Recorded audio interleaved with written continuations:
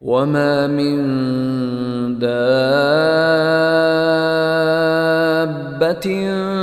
فِي الْأَرْضِ إِلَّا عَلَى اللَّهِ رِزْقُهَا وَيَعْلَمُ مُسْتَقَرَّهَا وَمُسْتَوْدَعَهَا كُلٌّ فِي كِتَابٍ مُبِينٍ۔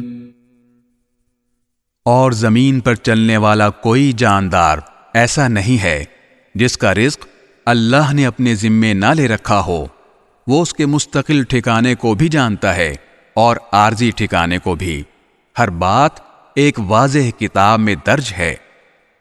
وَهُوَ الَّذِي خَلَقَ السَّمَاوَاتِ وَالْأَرْضَ فِي 6 أَيَّامٍ وَكَانَ عَرْشُهُ عَلَى الْمَاءِ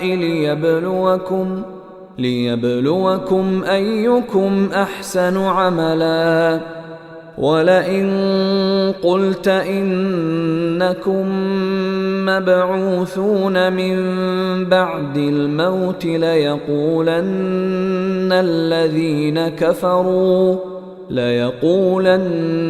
الَّذِينَ كَفَرُوا إِنْ هَذَا إِلَّا سِحْرٌ مُبِينٌ۔ اور وہی ہے جس نے تمام آسمانوں اور زمین کو 6 دن میں پیدا کیا، جبکہ اس کا عرش پانی پر تھا، تاکہ تمہیں آزمائے کہ عمل کے اعتبار سے تم میں کون زیادہ اچھا ہے۔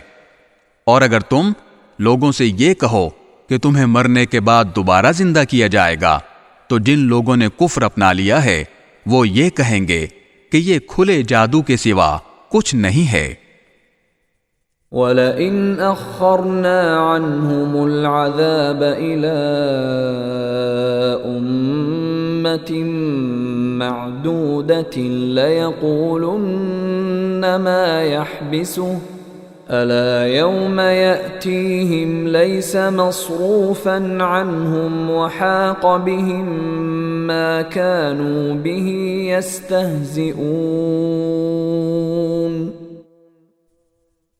اور اگر ہم ان لوگوں سے کچھ عرصے کے لیے عذاب کو مؤخر کر دیں تو وہ یہی کہتے رہیں گے کہ آخر کس چیز نے اس عذاب کو روک رکھا ہے؟